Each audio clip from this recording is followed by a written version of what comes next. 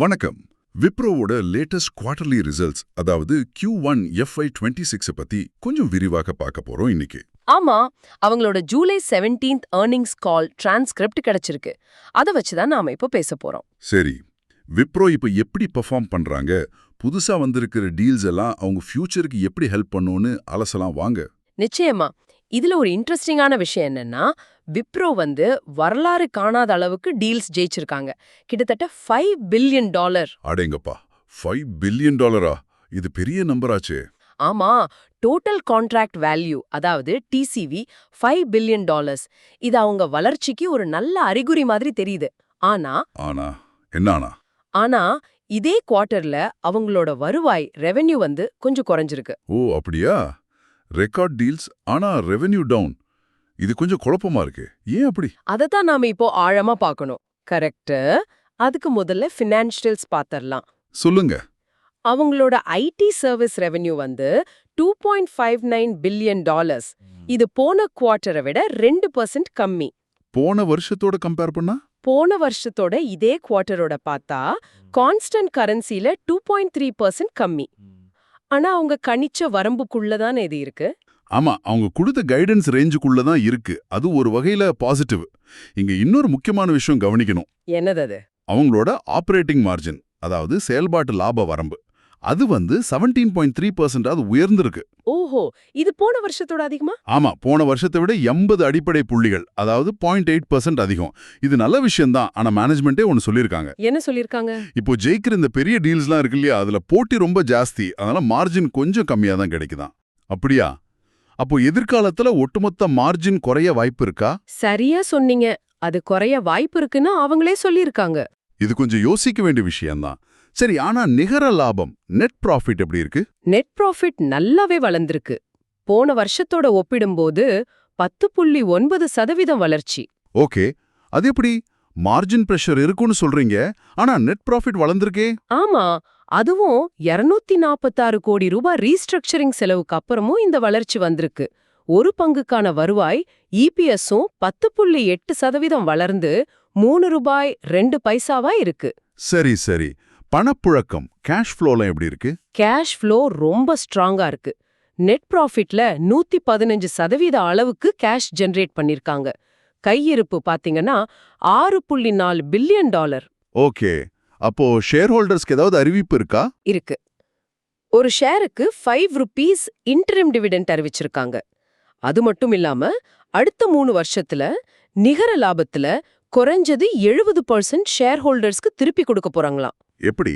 டிவிடெண்டா இல்ல பைபேக் இருக்குமா? ரெண்டுமே இருக்கலாம். பைபேக்கும் ஒரு ஆப்ஷன்னு சொல்லிருக்காங்க.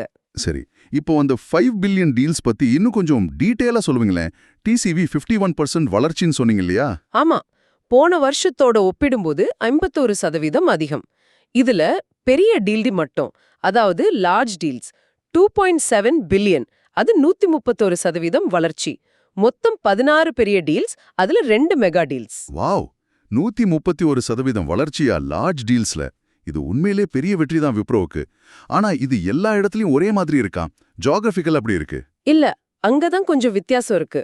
அமெரிக்கா பாத்தீங்கன்னா 1.5% வளர்ந்திருக்கு. இதுல அமெரிக்கா 1 பிரிக்கிற ரீஜன் 5.8% வளர்ந்திருக்கு. ஆனா அமெரிக்கா 2 2.7% சரிஞ்சிருக்கு. ஓகே, அப்போ ஐரோப்பா தான் ரொம்ப மோசமா இருக்கு. 11.6% சரிவன். அங்க மேக்ரோ எக்கனாமிக் பிரச்சனைகள் காரணம்னு மேனேஜ்மெண்ட் சொல்றாங்க. APMA ரீஜன் எப்படி? Asia pacific, middle east? APMAலயும் வருவாய் கொஞ்சம் குறைஞ்சிருக்கு. சரி, இண்டஸ்ட்ரி வைஸ் எப்படி இருக்கு? எந்த செக்டார் நல்லா பண்ணுது, எது சுமாரா இருக்கு? பேங்கிங், ஃபைனான்சியல் சர்வீசஸ், இன்சூரன்ஸ், அதாவது BFSI, அது 3.5% சரிஞ்சிருக்கு. ஐயோ, அது பெரிய செக்டார் ஆச்சே. ஆமா, ஆனா அதே செக்டார்ல தான் அந்த 2 மெகா டீல்ஸும் கிடைச்சிருக்கு. இது ஒரு சுவாரஸ்யமான விஷயம். ஓ அப்படியா? சரி, மத்த செக்டர்ஸ்? ஹெல்த் கேர் நல்லா பண்ணிருக்கு, 3.5% வளர்ச்சி. கன்சியூமர் செக்டார் 5.7% சரிவு. டெக்னாலஜி செக்டர் 0.3% சரிவு. டெக்னாலஜி செக்டர்ல AI முதலீடுகள் பத்தி பேசிட்டு இருந்தாங்களே. ஆமா, அங்க AI முதலீடுகள்ல கவனம் செலுத்துறாங்க. ஆனா ஒரு நல்ல விஷயம் என்னன்னா, அவங்களோட கன்சல்டிங் பிரிவு கேப்கோ அது 6% வளர்ந்திருக்கு. கன்சல்டிங் வளர்ச்சி எப்பவுமே ஒரு நல்ல அறிகுறி தான்.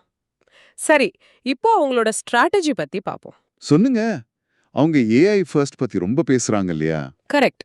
ஏஐ ஃபர்ஸ்ட் வியூகத்தை தீவிரமா அப்ளை பண்றாங்க. 200க்கும் மேற்பட்ட ஏஐ ஏஜென்ட்ஸ் யூஸ் பண்றதா சொல்றாங்க. முக்கியமா இப்போதைக்கு பெரிய டீல்ஸ்ல கவனம் செலுத்துறாங்க. என்ன மாதிரி பெரிய டீல்ஸ்? முக்கியமா காஸ்ட் ஆப்டிமைசேஷன், அப்புறம் வெண்டர் கன்சாலிடேஷன். அதாவது கஸ்டமர்ஸ் அவங்களோட செலவை குறைக்கவும் பல ஐடி வெண்டர்ஸை குறைச்சு ஒரு சிலரோட மட்டும் வேலை செய்யவும் விரும்புறாங்க. அந்த மாதிரி டீல்ஸை ஜெயிக்கிறாங்க. இந்த $5 பில்லியன் பெரும் பகுதி அதுதான். புரியுது.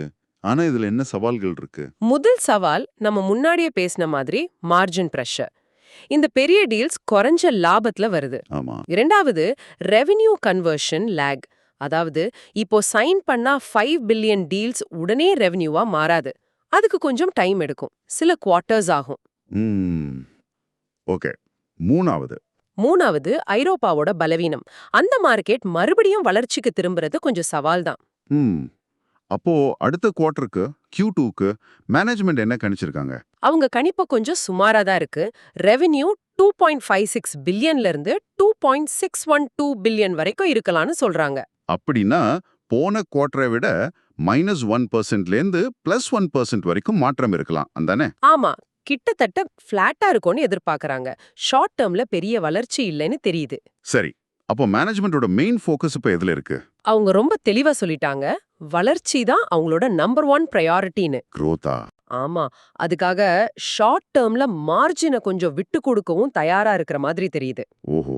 அப்போ H2 அதாவது நிதியாண்டோட 2வது பாதியில நிலைமை மாறுமா? அப்படி நம்புறாங்க.